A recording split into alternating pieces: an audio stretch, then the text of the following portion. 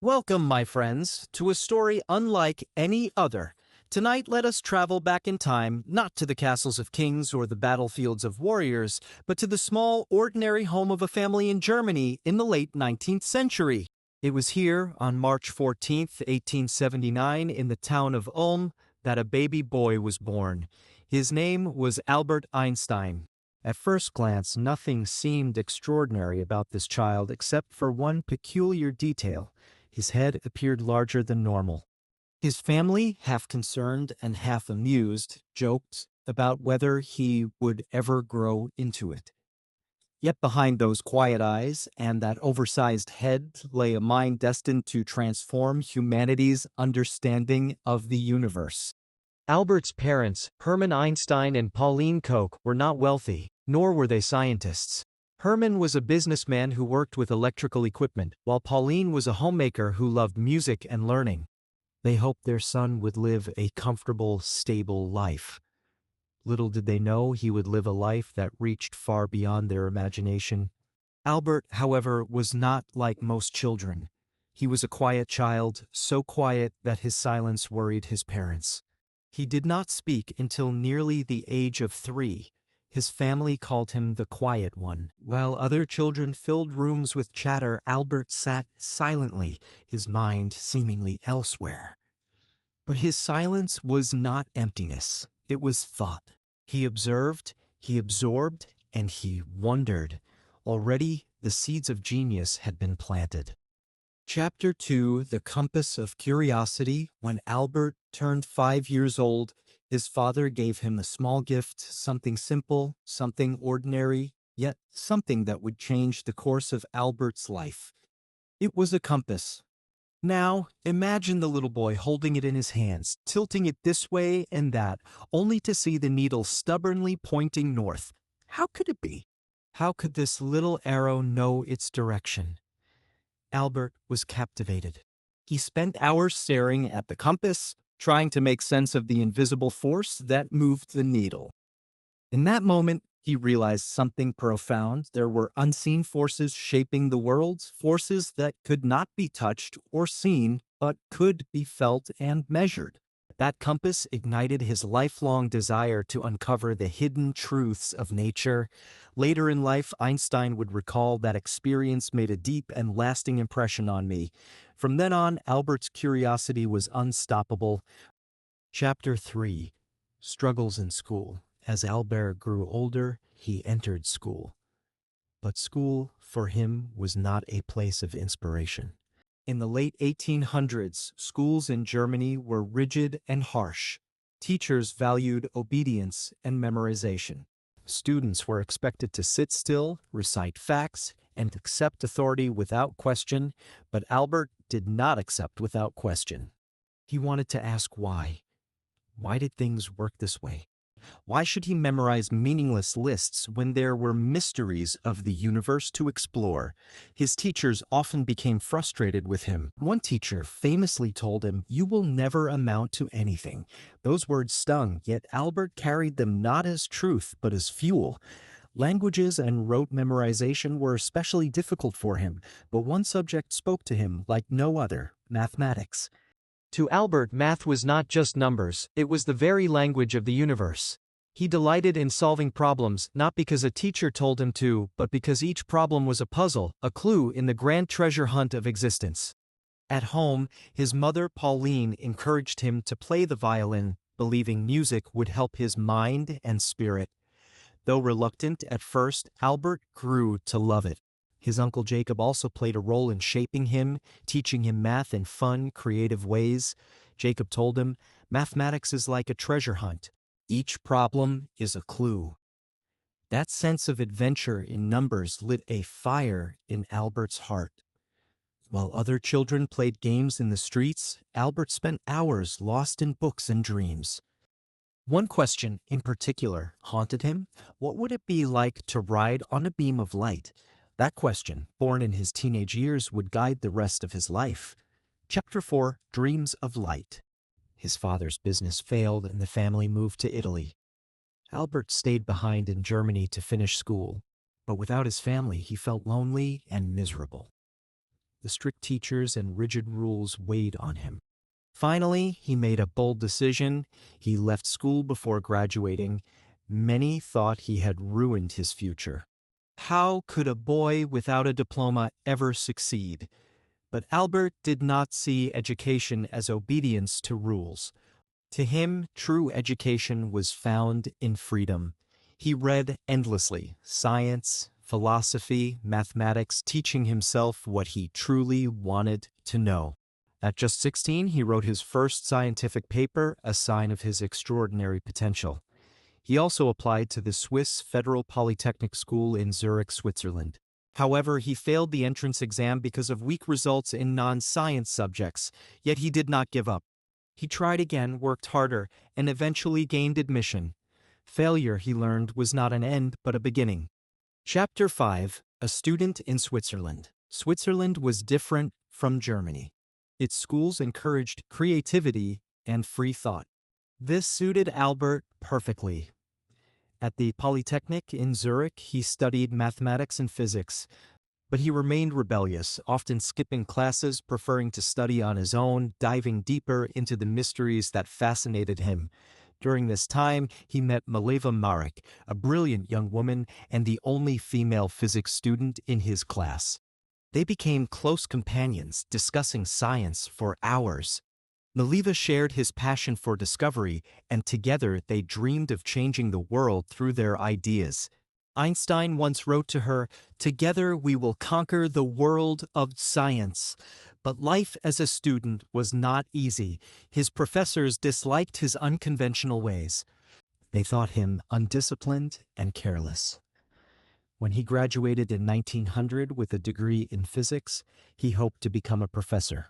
Yet doors did not open. His professors gave him poor recommendations, and job after job slipped away. This was a dark time for Albert. He had knowledge, passion, and dreams, but no position, no income, and no security. Still, he pressed forward. Chapter 6: Between struggles and ideas. In 1902, Albert finally found work as a clerk at the Swiss Patent Office in Bern. It was not glamorous. His job was to review patent applications and decide if inventions were original. At first, he felt disappointed. He wanted to be a scientist, not a clerk. But Albert turned disappointment into opportunity. The patent office became his thinking lab. During the day, he examined inventions. At night, he scribbled equations and thoughts about light, time, and space. The world saw a clerk. Inside, a scientist was quietly preparing to change history. In 1903, Albert married Mileva. Soon they had their first son, Hans Albert. Money was scarce, life was modest, and many friends advised him to give up his impossible dreams. But Albert refused. He said, "I would rather struggle for my passion than live comfortably without purpose." And then came the year that changed everything.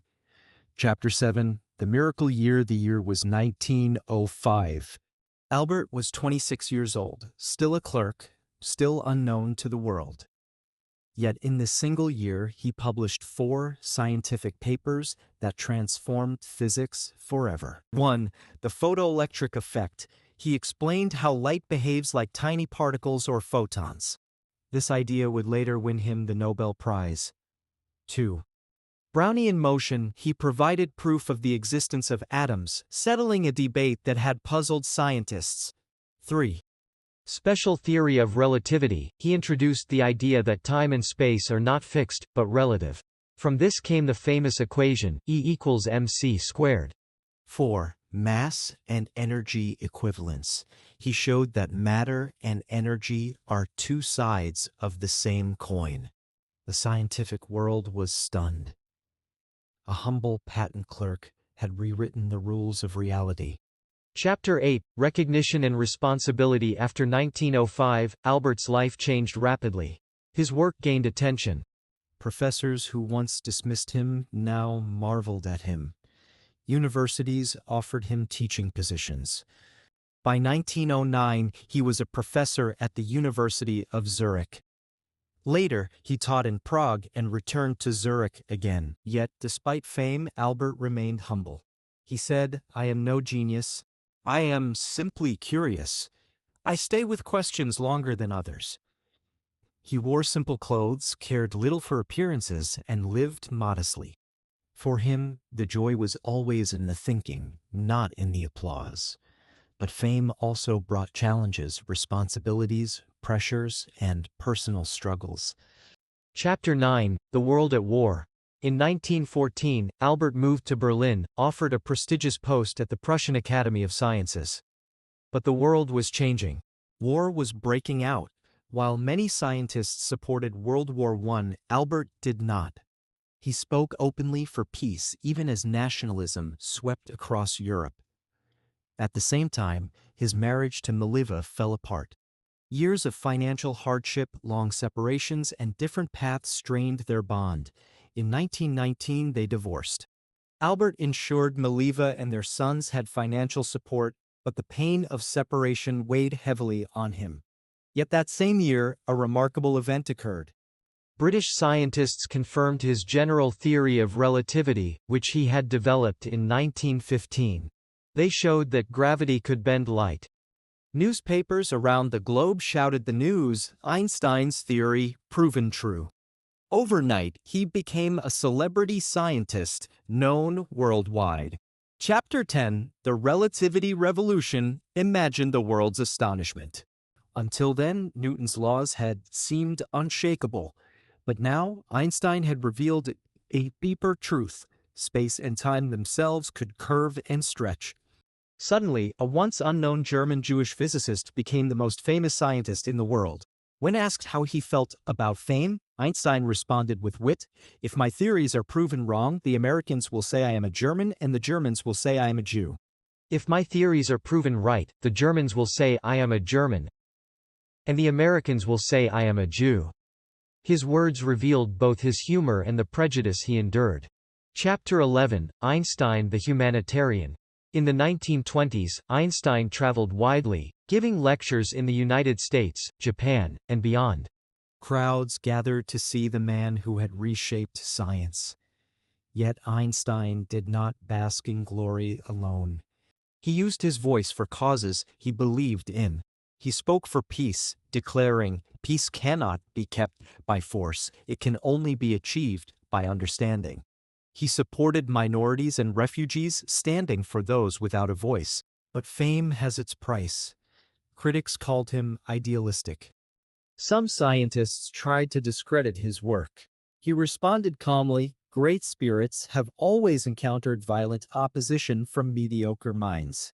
Chapter 12: Exile and New Beginnings. By 1933, the rise of Nazi Germany placed Einstein in danger. As a Jewish scientist, he was targeted. His books were burned. His theories dismissed as Jewish science. Einstein fled, eventually settling in Princeton, New Jersey, where he joined the Institute for Advanced Study. There he would remain for the rest of his life. Becoming an American citizen in 1940, he watched the world fall into chaos again during World War II. His heart ached for Germany, the country of his birth, now twisted by hatred. Yet he never lost hope, once saying, "In the middle of difficulty lies opportunity." Chapter 13, The Shadow of the Bomb. Einstein's equation, E=mc², laid the foundation for nuclear energy. Though he did not directly build the atomic bomb, in 1939 he co-signed a letter to President Roosevelt warning of Nazi Germany's potential to develop such a weapon. This letter influenced the creation of the Manhattan Project. When Hiroshima and Nagasaki were destroyed in 1945, Einstein was devastated. He regretted that his scientific ideas had been used for destruction. He spent the rest of his life advocating for nuclear disarmament, declaring, "Mankind invented the atomic bomb, but no mouse would ever construct a mousetrap."